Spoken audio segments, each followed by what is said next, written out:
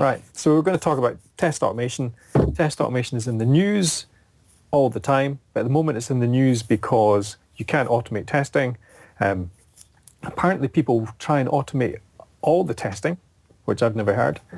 And what else? Has anybody ever automated all their testing, or seen an environment where we have automated the testing, all the testing, or even automated all of the testing for some of the things? Yes, I've seen that. We were doing the accessibility testing on a project being run by another company, a very, very, very large company. And they had all automated testing, no manual testing whatsoever. And it was quite funny the way that turned out, because there were times when the UI was entirely unusable and we couldn't do any of our accessibility work, and their automation completely failed to notice it, and it was all green lights, everything's fine. And that kind of showed up a bit of a flaw, but they didn't change their practice. Then at the end of the project, I wish I had time to dig it out. I think I still have this congratulatory email in which the project manager circulated all the stakeholders to announce they'd achieved 98.7% automated coverage of requirements and this percentage of that, and weren't they all so clever? And I thought it was the dumbest email I've ever seen, embarrassing, and I'd fire any of my staff that sent such a thing. But they thought they'd done a fantastically good job. So yes, this does go on in the real world. I've automated all the things. I've got a robot simulator that I use, and it goes forwards, backwards, left and right, does a couple of other things for colour. And I automated all the tests for that. And there weren't very many, and it told me exactly what it did. And then I took the same thing and I gave it some different colours, and I changed the initial orientation of the robot in my other environment, in my exploration environment, and it did something entirely unexpected. So I automated all the things that looked like all the things that it could be doing or should be doing, and then it turned out that there were lots of things that it could do that I hadn't anticipated, which is why I built two environments, one to do the automating of all the things that wasn't enough, and one to do the looking at things, see what it actually did, which was different. This is the kind of conversation that we have quite often with our clients, because a common situation for us is that we're pitching to sell exploratory testing into companies, and they come back and say, we don't need that because we automate everything. And I've had more conversations along these lines than you can imagine. And they are totally convinced that they're achieving not just a high level of coverage, but complete coverage, whatever that means to them, and that they absolutely do not need any kind of manual intervention. And when you try and discuss the concepts of emergent behaviours, iterative cycles of testing and learning, they just totally do not understand that or dismiss it as irrelevant. So what's interesting then is people, because all coverage is based on models, so people have the wrong models. Yeah, frequently they do tell us they're doing model-based testing. So they create a model, however they're doing it, I don't know, with a tool or on paper or something. They create some kind of logical model and presumably map all the paths through it and state transitions and the rest, and automate against that, which is totally unrelated to reality. It doesn't in any way come close to what the user will do when they get that. But then what are they coming to you for in the first place? Well, if they think they're already automating everything, they must kind of realize something's not quite right. Well, often these are actually us approaching other people, so they're not inbound inquiries. Or they might be, they come to us for compatibility testing, which they acknowledge they need, and we try and upsell them to other types of testing. And since, probably for the last 2-3 years, we've been encountering very significant amounts of resistance to manual testing that wasn't the case even 3 or 4 years ago. Really? I mean, I can see that people want to automate as much as they can because they're trying to go fast. But if they don't understand that that is part of a test strategy and part of a test approach, and that their models that they use for coverage do not completely address everything they want to do, that's very weak thinking about how we test. That's very odd. Yeah, I think predominantly these people are not testers. They're developers who don't have testers on their team. So there's a lot of like-minded thinking. Everyone in the team is a developer. Everyone thinks the same way. None of them really know anything much about testing beyond what they've learned through TDD and those kind of things. They're unaware of so much. And also, unlike testers, they can't cope with the infinite nature of testing. We all have to embrace the fact that testing's infinite.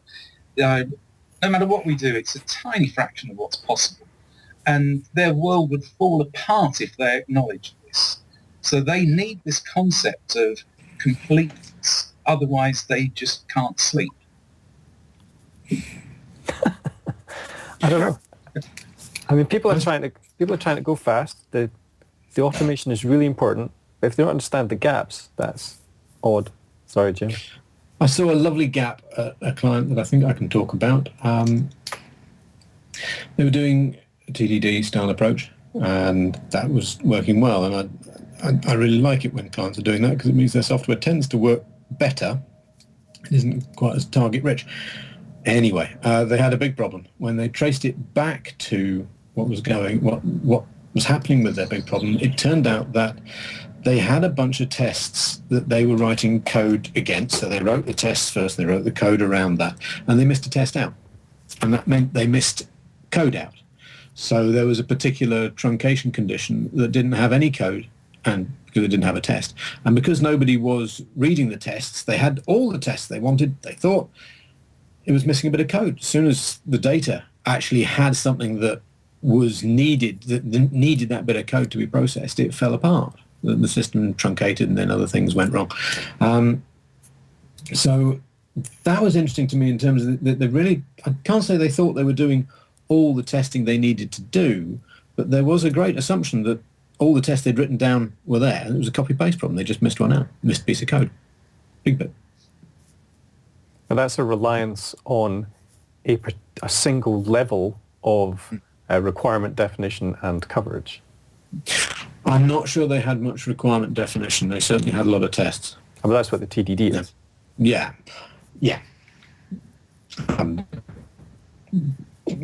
Maybe BDD is a bit closer to requirements driven. TDD, well, I don't want to be... Well, if TDD is all you're doing, TDD is your requirements. I guess that's, yes, if it's all they're doing, yeah. And if it doesn't support a review that lets you understand it at a higher level of the model, then there's a risk in your process. And if people don't understand that those risks exist, then the kind of problems that you've seen will come through. And I think it's one of the reasons why when I turn up on a newish project, one of the things I try and do is read the tests, if I can. Are the tests available? Can I read them? Actually, do I have the smarts? But, are they available for me to read? And that tends to reveal lots about a project for me. When you do that, are you able to assess the completeness of the tests and the completeness of the requirements? No, because you'd really hope you would be able to, and in some cases, yes, but not in any really reliable way because they're at such different levels of granularity.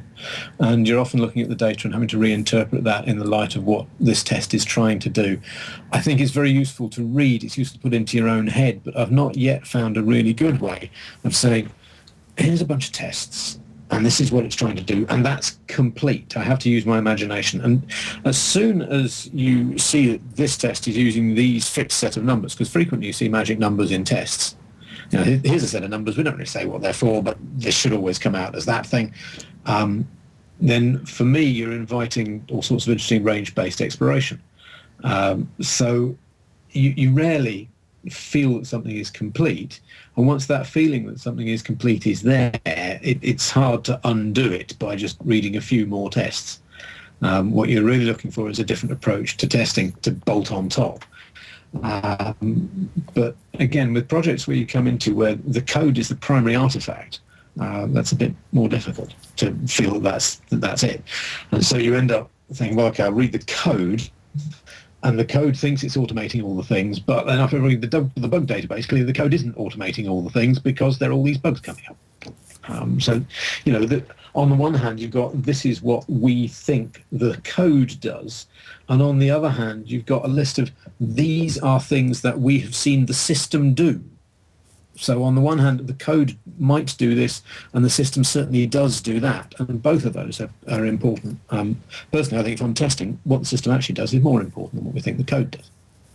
Also remember, testers build graph models in their head, whereas the code that you're reading is very linear and is essentially paths through the system that you have to kind of pool together to build that higher level model in order to evaluate the coverage that it's doing. And they're very often written at a very low level of granularity that makes it hard to do that. Well, particularly when you come across some of the TDD stuff is very, very neatly encapsulated objects, which is great because that's the easy way to do your unit testing on. But that makes what you're trying to read very non-linear indeed, for me. So when I come across things that have got lots of callbacks, that's fine, and it does help with testing stuff. But to just throw a function at something and to have a different function come back, okay, we're going to execute this function, whatever it is coming back, it gets hard to read that, for me, in a linear way. So the days of having a great long thing that go through in paths, for some, it's over. And you're reading little objects that do little things and trying to bolt that together in your head. I'm not sure I'm drawing graphs anymore. Those paths are there. Having interactions. Yeah. I mean, they're just tiny little paths that have preconditions beforehand, and that has a whole bunch of assumptions built in there. But very often at the TDD level, we are mocking a lot of stuff out. So if there's nothing that pulls that together, then that's a risk. Yeah. I mean, sitting with the debugger and the whole thing running, sitting with the debugger does give you that linear feel, and then you're in and out of things. But that's very different from sitting with the debugger looking for where things are happening is very different from automating all the tests. There is another thing that we notice quite a lot happening, which is organisations are doing their continuous integration and deploying every hour. I mean, an hour is not very impressive nowadays. People deploy every 15 minutes or every 7 minutes or something. And they therefore require their full suite of automated tests to run in 3 minutes. And because of that, they, as you were saying, they mock everything out. The tests aren't talking to real databases or APIs or absolutely anything at all. They're not running any end-to-end tests. They're not running through browsers. And I've heard people say we don't include any test that takes more than 10 milliseconds to run, things like this. And so they start from completely the wrong place and constrain their testing within this time box. And anything that doesn't fit in the time box gets left out. But my experience is people don't regard that as a risk that should be mitigated in some other way. It's just dismissed, thrown away, gone. And they then still talk about 100% testing and convince themselves that what they've got that runs in 3 minutes is complete and adequate. And I think there are projects with phenomenal amounts of risk that the stakeholders are unaware of. If they're doing that, then yes, you're right. I mean, every project that I've been on that is trying to do continuous integration always has other phases afterwards with longer running tests that try and mitigate the risks that they've imposed when they've put everything together at the very fast mocked level. Because that's to give really fast feedback to the developers once they've checked in so that things aren't sitting around for an hour and then no one knows exactly what code has caused the problem. So having that tiered execution makes sense, but that then breaks their concept of done, and often it's like a religious thing. They've got some vision of agile that means they are forbidden from reporting a bug after something's done, and every bug has to be found within this very little narrow time window. Otherwise, the bug is forbidden from existing. It's not a bug, it's in a backlog. It's not really a bug. Yeah. I think it went in the backlog. It's just this stuff gets obliterated. So in order to have this perfect looking project. And so I see massive amounts of dysfunction. Now this might be, the fact that you don't see this might be the difference between your type of clients and my type of clients. So we tend to work more for digital agencies rather than proper software companies. Oh yeah, I mean when I work with people that are doing very fast, low cost, get something out there, media advertising, an online game or something like that, then they're just rubbish. They're just knocked up. There's no automated checking in there, or if there is, it's vastly minimal and just exposes everyone to risk. So it probably is different client types. But you'd hope that, because some of the projects you work on are very big. Oh yeah, and they're very long lasting. Some of them last years. They transact tens or hundreds of millions of pounds a year, some of them. And we make all these risks visible to our clients, but from the conversations we have, especially with people we don't end up working for, I can see there's huge amounts of risks that people are just ignoring and wishing away, and especially not telling their management about. There's a strategic pattern that I see in some organisations, which is we shall not look for trouble. Well, I mean, it could also be different. And that, for instance, is you look in a contract and it said there should be no negative testing, which I've seen in a few. Which never did bother to define negative testing, and particularly when somebody says no, we can't look for bugs in this thing because we can't know about them. They're rarely that explicit, but when you dig into the fear that is driving the decisions, and lots of decisions in organisations are ultimately driven by a fear that nobody actually dares define because the organisation is not really built to cope with it. Those fears, and one of the fears is we've got problems. A way to deal with that is not to look for problems. So it feels more comforting perhaps to say, well, we've got a whole bunch of tests there and they are verifying what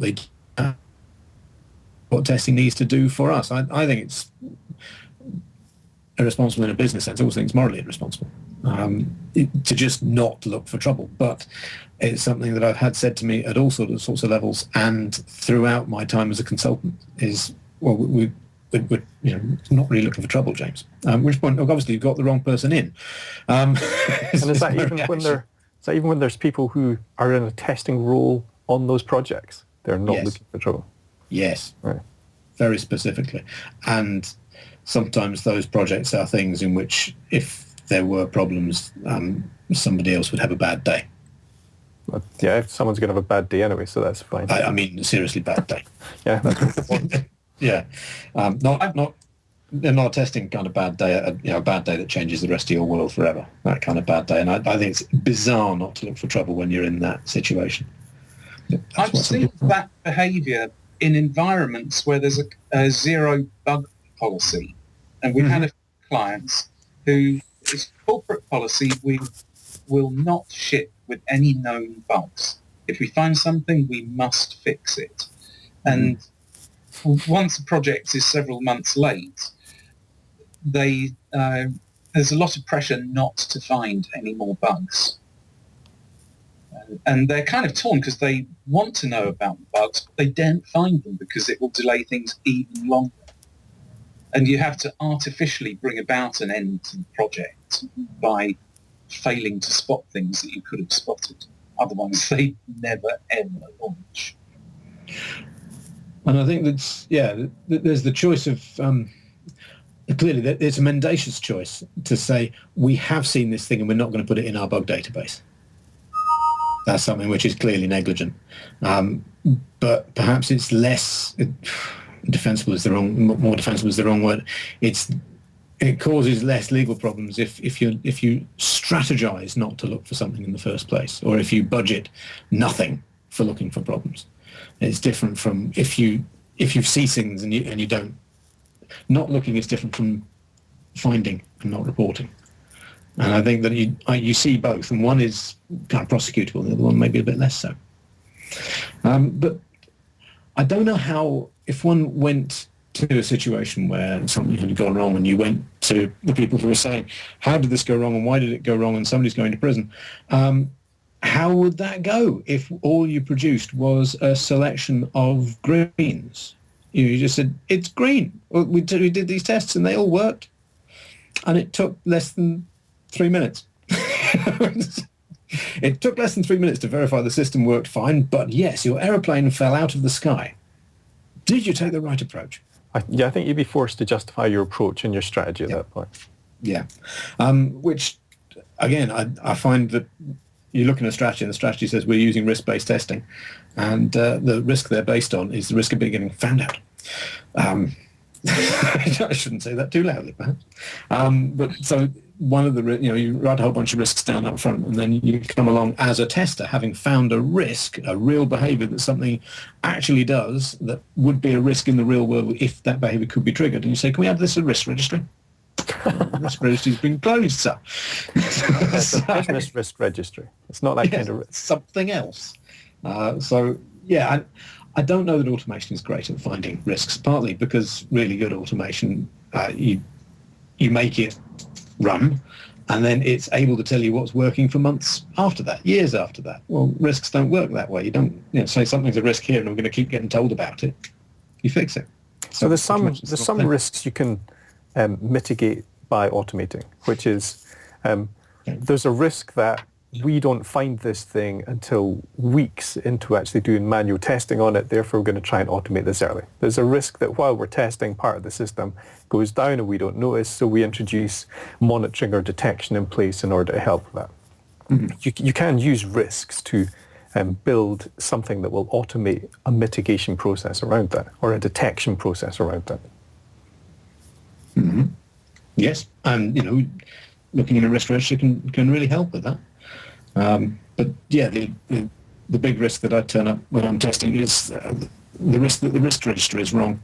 And the risk registry is usually wrong, because eventually they just get sick of inviting you to the meeting because you just keep coming up with more risks. So they stop inviting you and then they can close the risk registry. That's and we're back at the business of I think clearly it's wrong to close the risk registry because too many risks are being reported, and it's wrong to say we're not going to look for trouble, but somehow it's become acceptable in some circumstances and in some places to say we're just going to verify the thing works. And one hopes that's part of an overall strategy. So we'll say the thing works so that we get feedback on whether we've made it work. And then we'll send it off to something else where we find out whether it's bust or not and how bust it is. And that might not be on the critical path in the same way. And do people use those words? Find out that it works? Because we know that we're not finding out that it works. Is that how people think about it? No, I think I've been loose with my phraseology there. I think what they'll say is it's gone green.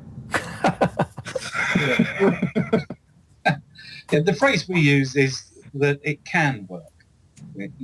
When you've done, whether it's a manual test or an automated test, all you've shown is that at that time, under those circumstances, it could work. Doesn't tell you anything about whether it will or not, but the more testing you do, confidence you build up that it will work under a variety of circumstances. Unfortunately, there are a lot of people think that one test is sufficient to ensure that it will always work. And as testers, we know that's not the case. But there seem to be project managers and developers out there for whom that is more than adequate. And sometimes at the level that they're thinking about it, that is appropriate, but they're clearly missing swathes of a test approach in their entire software development process. But also people do stick to magic data or hard-coded data and they don't model the domain and then don't randomize data over that domain, which would then give them extra value in terms of the variety that they do traverse through their execution. Yeah, I think that's beyond an awful lot of people, especially people who are not professional testers. They just don't think that way. Whenever we're working on an agile project and we're given the product backlog and you look at the requirements in there, they're documented at such an abstract level that you can think of 100 missing requirements, hundreds of ambiguities, thousands of possible test cases. But you can be pretty sure that whoever does the automation will write no more than probably 3 tests to verify that requirement. And that's happening all the time. But that's not just because whoever writes the automation, the automated code. That's also because of people who specify the acceptance criteria of what that specific story is supposed to deliver.